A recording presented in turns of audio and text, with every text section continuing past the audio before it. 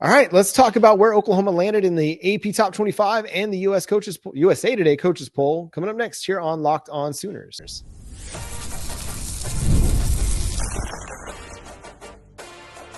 You are Locked On Sooners, your daily podcast on the Oklahoma Sooners. Part of the Locked On Podcast Network, your team every day.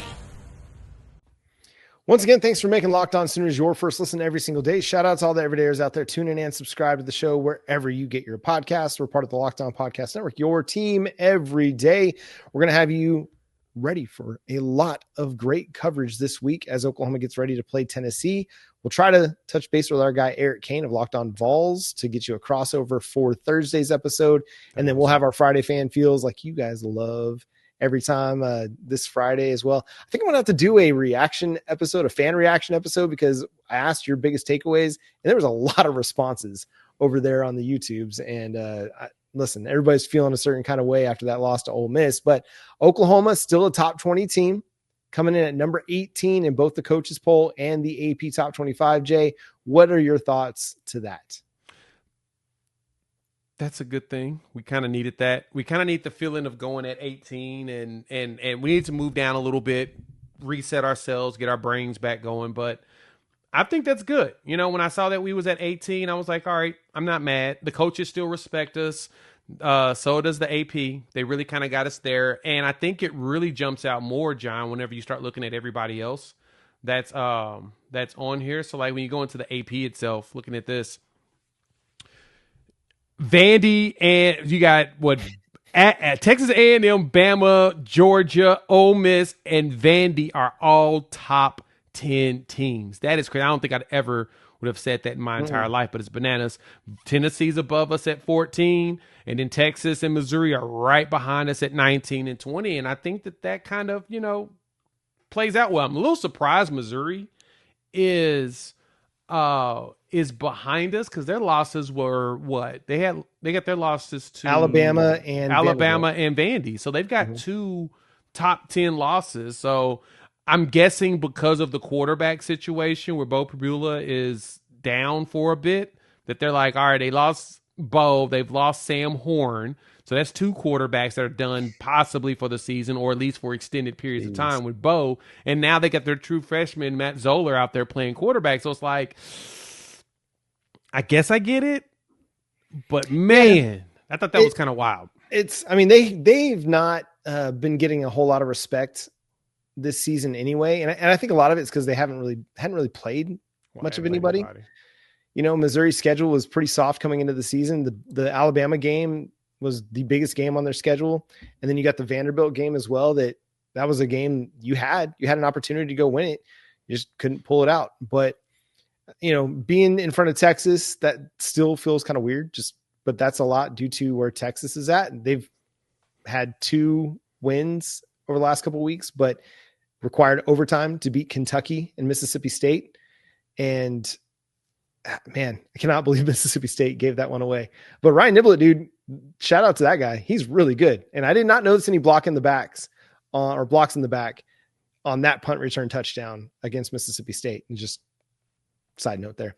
But no, man, it's a wild year because you got Georgia, you got Indiana at number 2, you got, Georgia Tech in there. You got, who's the other one that's wild? Oh, Ole Miss sitting in the top 25, BYU at number 10. It's Vandy at 11 in the coaches poll. Vandy's in the top 10 in the AP.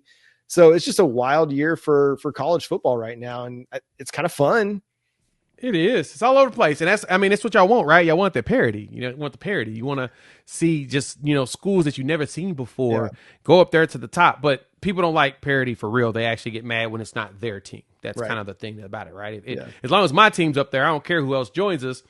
Yeah. We want to see good games. And no, you really don't. Nobody really wants to see Indiana like that. I'm going to be honest. I'm scared of Indiana. I think that they're actually a really good built team. And so for the uninitiated, people are wondering how Indiana's already number 2 in SIG's. Kurt Cignetti's only his second year. You got to remember, he brought everybody with him from James Madison, like dang near everybody. Like his staff's been with him for years, both sides of the ball. Mm-hmm. Also, he's in the Big Ten. Yeah. Go look at the schedule. Now, good win over Oregon. No doubt about it. Oh, yeah, this year, yes. Last year, not so much. Last year, no. But it was good. But the thing is, he's building something. So year one, they did really good. They had a easy schedule, and they took advantage of what they needed to, and they started building from it. This year, they got a quarterback in Fernando Mendoza, who's going to be the front runner for the Heisman, and they're building even more on top of that. So it's nothing against them. They're just looked out to be in the Big Ten, where they only play they play Penn State now, who's not a good team anymore, and Oregon. That's it. Do they play Ohio State this year? I don't think they play Ohio State this year. I don't think so. They might get them in the Big Ten title game. I mean, yeah, Ohio State doesn't play a ranked team for the rest of the season either, so it's, pretty favorable. Now, let's see if Penn State, they still got the talent. They still got the players that had them ranked as the number one team in the country, so there's really no excuse for them not to be competitive in these games going forward, even with James Franklin being fired. But yeah, when you look at it, they have Maryland. They travel to Maryland and Penn State back-to-back, Wisconsin, and then they close the season at Purdue. And I've kind of railed against Curt Cignetti and his scheduling, but the more that I think about it, the more I realize that this sets them up so much better, because especially considering their Big Ten schedule is terrible. I mean, if we want to pull it up and we can talk about it for a second, but it sets that team up to be able to rest guys all the time. They don't have to strain every single week to go get wins. Like this past week, they played UCLA, who had been playing pretty well, but Indiana beat them 56-6. So how much did they get to rest their starters? And then they're going to play Maryland and Penn State and Wisconsin and Purdue over their final 4 games. So like the starter snap counts for Indiana are going to be so much lower than a lot of the SEC teams when you get to the playoff. Yep. The wear and tear the SEC teams are going to have to go through. Now, yeah, they'll be more battle tested, but how much more banged up are they going to be when it gets to the college football playoff? So while I've railed against Cignetti for kind of being a coward and not wanting to schedule tough non-conference games, he's doing what he's got to do to protect his team and setting them up for a healthier playoff team. I mean, he talked about the health component on College Game Day. He talked about resting his players and making sure that they're mentally there. They don't do a whole bunch of long walkthroughs, long practices throughout the week.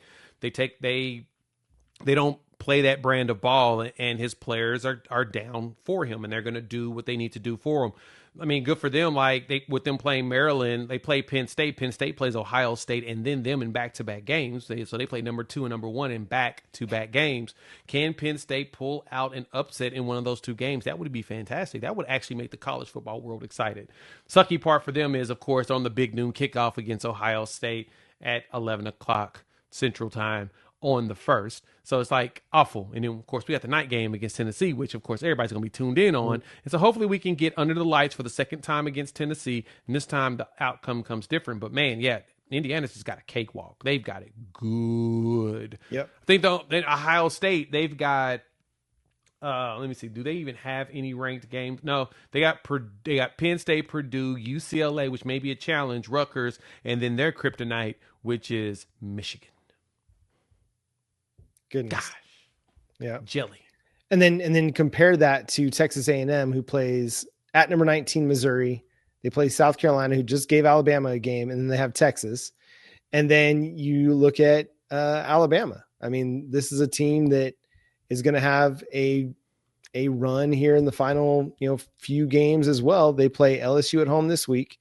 That who knows what that LSU team could look like, because they just fired their coach. That's the scary part. You don't want to play a team after their coaches got fired. Yep.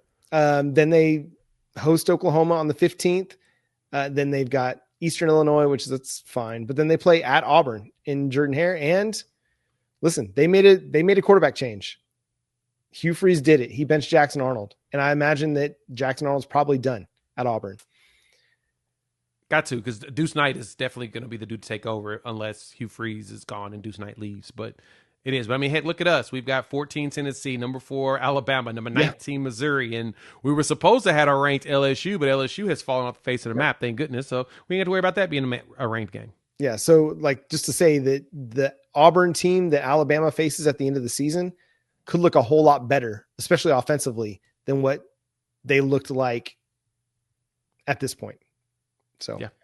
Alabama definitely, this, just to say, and this is a shout out to our guy, Chris Marther of Locked On Gamecocks. The schedules are not the same. They're not equitable, but anyway, that's enough of that. And that's going to do it for today's episode of Locked On Sooners. Thanks so much for tuning in and being a part of the show. Subscribe to the show wherever you get your podcasts. We're free and available on all podcast platforms and on YouTube. Hit that subscribe button, hit that notification bell to let you know when new episodes drop. Follow Jay at Unfair Sports. Go check out his channel for more Oklahoma Sooners and college football coverage at Unfair Sports. You can follow me at John 9 Williams and read my work covering the Sooners over at SoonersWire.com. The show is at Locked On Sooners on all of your favorite social media platforms. But until next time, he's Jay Smith. I'm John Williams. We'll talk to you next time. Boomer Sooner.